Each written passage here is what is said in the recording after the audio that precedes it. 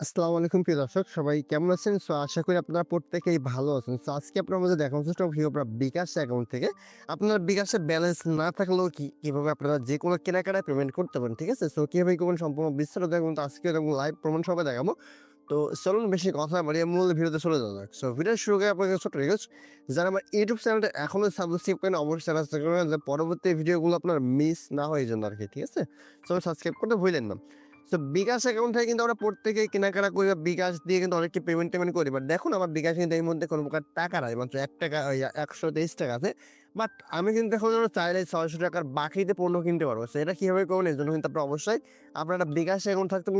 বিকাশ অ্যাকাউন্টে কিন্তু অবশ্যই আপনাকে লেনদেন থাকতে হবে। ঠিক আছে? যেমন আমার বিকাশে কিন্তু যথেষ্ট পরিমাণ ভালো লেনদেন আছে। এজন্য কিন্তু আমার এখান থেকে বিকাশ থেকে কিন্তু আমাদেরকে লোন সিস্টেম করছে। আমি যদি এখানে লোনে আছি তাহলে দেখতে পাবেন যে আমার কিন্তু অলরেডি এখানে লোন সিস্টেমটা আসছে আরকি। ঠিক আছে? আমি এখানে দেখি। এখান থেকে আমার কিন্তু লোন সিস্টেমটা আছে, কিন্তু এখানে আমি কিন্তু অলরেডি এখানে ৳৮,০০০ পর্যন্ত লোন কিন্তু আমার এখানে পেতে যাচ্ছে। ঠিক আছে? মানে ৳৮,০০০ পর্যন্ত কিন্তু বিকাশ আমাকে লোন দিতেছে। এখন বলতেন যে ভাই আমাদের তো লোন দিতেছে না। আপনি কিভাবে লোন পাবেন সেটা সিস্টেমে অবশ্যই আমি বলে দেব। অবশ্যই ভিডিওটা সম্পূর্ণ মনোযোগ দিয়ে দেখবেন, তাহলে কিন্তু ভিডিও শেষের দিকে বুঝতে পারবেন যে কিভাবে আপনি বেশি লোন পাবেন। এর জন্য আপনাকে যে কাজটা করতে হবে, ১ম এ আপনার চলে আসবে বিকাশ অ্যাকাউন্ট আছে, এখানে আসার পরে আপনার পেমেন্ট করে দেয়। দেখুন আমার পেমেন্টে চলে আসলাম। পেমেন্ট আসার আমি তার আগে দেখাই না বিকাশ অ্যাকাউন্টে ব্যালেন্সটা কত। দেখুন আমার কিন্তু বিকাশে মাত্র ৳১২৩ আছে।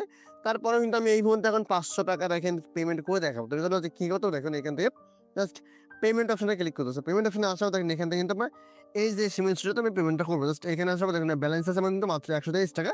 আমি এখানে জাস্ট ৳৫০০ কিন্তু পেমেন্ট করব। ৳৫০০ সিলেক্ট করলাম। এখন দেখুন এখানে পে লেটার, কিন্তু সিনচার্টার সিস্টেম কিন্তু অলরেডি এখানে দেওয়া আছে, যদি রাখেন বিকাশ, কার্ড এবং পে লেটার। এর নিয়মটা আমি যদি বলে দিই, যদি বিকাশ থেকে করেন তাহলে আপনার বিকাশ ব্যালেন্স থেকে কিন্তু আপনাকে পেমেন্ট করতে হবে। বিকাশ ব্যালেন্সে যেহেতু এখান থেকে অল্প টাকা আছে মাত্র ৳১২৩, সে কিন্তু হবে না। সো পরবর্তীটা হচ্ছে কার্ড। আমার যদি এখানে যে কার্ডগুলো সেভ করা আছে, যদি কার্ড থেকে পেমেন্ট করি তাহলে কিন্তু আমার যে কার্ডটা আছে, সেই কার্ড থেকে কিন্তু এখানে পেমেন্টটা হয়ে যাবে। মানে কার্ড থেকে ডাইরেক্টলি এখানে পেমেন্টটা হয়ে যাবে। এটা আমি করবো না, জাস্ট এখন কি করবো, এখানে কিন্তু পে লেটার আছে। ঠিক আছে? পে লেটারটার অর্থ কি? পে লেটারটা হচ্ছে আপনি এখন পে করবেন পরে দিবেন। ঠিক আছে? অর্থাৎ এই বিকাশ থেকে কিন্তু আমি দেখেন পে লেটারে ক্লিক করি। জাস্ট এই মানে এগিয়ে যানে ক্লিক দিব।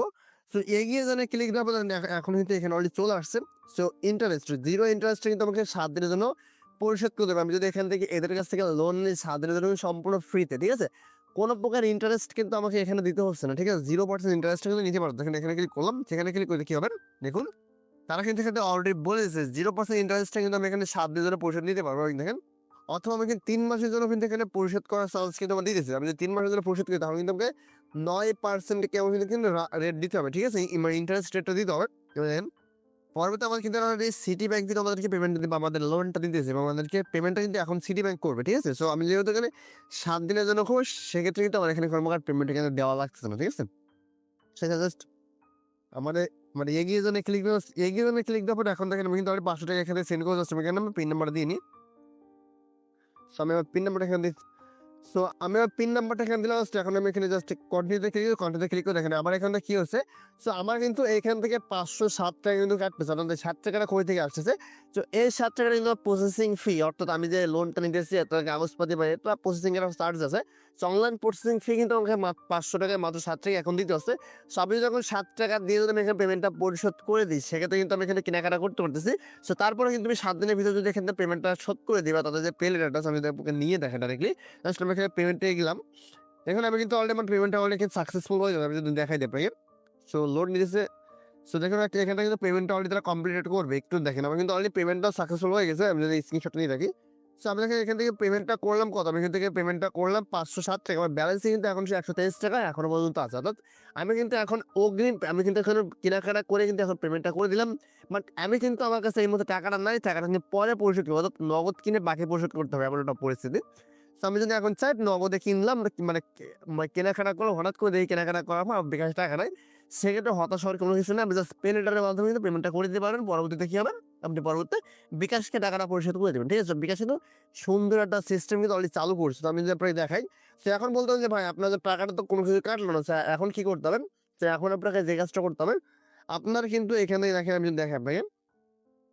তো এইখানে কিন্তু আপনার কোনো চার্জ কাটে নাই। বাট এইখান থেকে যে কাজটা আপনার করতে হচ্ছে আপনার কিন্তু অবশ্যই যে লোনটা নিচ্ছেন বা আপনি যে ৳৫০০ এখন নিলেন এটা আপনি কিভাবে পরিশোধ করবেন? এই পরিশোধটা কিন্তু আপনার অবশ্যই মাস্ট পে করতে হবে। সো মাস্ট পে আপনি যদি ৭ দিনের ভিতরে যদি পরিশোধ করেন সেক্ষেত্রে কিন্তু আপনার কোনো প্রকার চার্জ দেওয়া লাগবে না। বাট দেখা গেল আপনি ৭ দিনের ভিতরে আপনার টাকাটা ম্যানেজ করতে পারলেন না। আপনি কিন্তু যদি ১ মাসের ভিতরে পরিশোধ করবেন সেক্ষেত্রে কিন্তু করতে পারেন বাট হালকা কিছু চার্জ কিন্তু আপনাকে দিতে হবে। যেমন দেখেন যে ৳৫০০ জন্য আপনার হয়তো ৳৫ থেকে ৳৭ র মতো চার্জ কিন্তু আপনাকে লাভটা থেকে দিতে হবে। ঠিক আছে? সো আমি যদি ৭ দিনের মধ্যে পরিশোধ করি তাহলে আমার কোনো প্রকার চার্জ লাগবে না। সো আমি যদি এখানে চলে আসি দেখুন, জাস্ট এখান থেকে যদি আমি লোনটা নিচ্ছি এজন্য মোরে ক্লিক দিব। জাস্ট মোরে ক্লিক দেবো দেখেন এখান থেকে লোন সিস্টেমটা আছে জাস্ট লোনে ক্লিক করবো। সো লোনে ক্লিক করে দেখুন আমার কিন্তু অলরেডি দেখেন এখান থেকে লোন সিস্টেমটা চালু হয়ে গেছে। আমি কিন্তু এখনো পর্যন্ত ৳৭,৫০০ কিন্তু এখনো পর্যন্ত আমি লোন এখান থেকে নিতে পারবো। ঠিক আছে? সো আমি এই মুহূর্তে লোন নিব না। আমি যে লোন যেটা নিয়েছি সেটা আমি যদি এখানে দেখাই, এই লোন বিবরণে ক্লিক করলাম।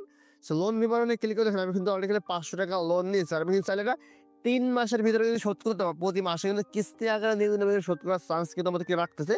সো এই ক্ষেত্রে দেখেন আমি যদি ৳৫০০ লোনটা এখানে করি, দেখুন এখানে কিন্তু প্রতি মাসের ৯ তারিখে অর্থাৎ মার্চ মাসে প্রতি মাসের ৯ তারিখে কিন্তু আমার ব্যালেন্স থেকে ৳১৬৯ করে কিন্তু কেটে নিবে। ঠিক আছে? ৳১৬৯ করে কেটে নিয়ে কিন্তু আমার লোনটা তারা পরিশোধ করে দিবে। আর যদি চাইলে না আমি একবার লোনটা পরিশোধ করবো সেক্ষেত্রে কিন্তু আমি চাইলে লোনটা পরিশোধ করতে পারবো। এজন্য কি করতে হবে দেখেন এখান থেকে লোন পরিশোধে ক্লিক করুন। জাস্ট লোন পরিশোধে ক্লিক করার আগে আপনাকে ব্যালেন্সে অবশ্যই টাকাটা রাখতে হবে।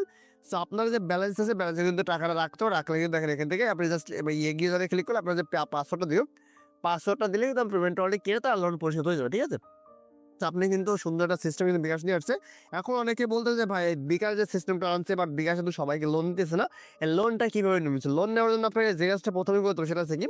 আপনার কিন্তু অবশ্যই আপনার যে বিকাশ অ্যাকাউন্টটা আছে আপনার তথ্যটা হালনাগাদ রাখুন। জাস্ট আমার এইখানে আসতে পারে দেখেন যে তথ্য হালনাগাদ একটা অপশন আছে। তথ্য হালনাগাদে ক্লিক করুন। তথ্য হালনাগাদে ক্লিক করে দেখেন আপনার যে বিকাশ আইডি কার্ড আছে, আইডি কার্ডের এই পিঠ ওই পিঠ ২ পিঠের ছবি আপনার যে ছবিটা আছে, ছবির একটা ছবি তুলে আপনি কিন্তু এখানে আপলোড করে দিবেন। ঠিক আছে? সেলফিটা আপলোড করুন তাহলে কিন্তু আপনার আপডেটটা হয়ে যাবে। আপডেট হওয়ার পর কিন্তু আপনার এখানে কিছু পরিমাণ লেনদেন করতে হবে। আপনার যে ব্যাংক অ্যাড্রেস আছে বা আপনার যদি কার্ডে বা এমন কিছু add money, cash out, cash in এগুলো কিন্তু আপনার করতে হবে। তাহলে কি আপনি যত বেশি লেনদেন করবেন, তত কিন্তু আপনার এখানে চার্জটা বা আপনার তত পর্যন্ত লিমিটটা বেশি থাকবে। ঠিক আছে? সো ১ম দিকে আপনাকে এই ৳১,০০০ লিমিট দিয়ে পরবর্তীতে আপনি যদি লোন নেন, পরিশোধ করেন, লোন নেন, পরিশোধ করেন সেক্ষেত্রে কিন্তু আপনার লিমিটলেসটা আরো বাড়বে। সর্বোচ্চ কিন্তু ৳১৫,০০০ পর্যন্ত একজন ব্যক্তি কিন্তু বিকাশ থেকে লোন নিতে পারে। ঠিক আছে? সো এইভাবে কিন্তু আপনি লোন নিয়ে এখান থেকে আপনার যে পেমেন্টটা সেটা কিন্তু করে নিবেন। তো এই ছিল আজকের ভিডিও। তো আশা করি আপনার কাছে একটু হলে ভিডিওটা ভালো লাগছে। ভিডিওটা ভালো লাগলে অবশ্যই লাইক করে সাবস্ক্রাইব করতে ভুলবেন না যাতে নিত্য নতুন এমন ভিডিও আপনার মিস না হয়ে যায়। ধন্যবাদ সবাইকে। ভালো থাকবেন।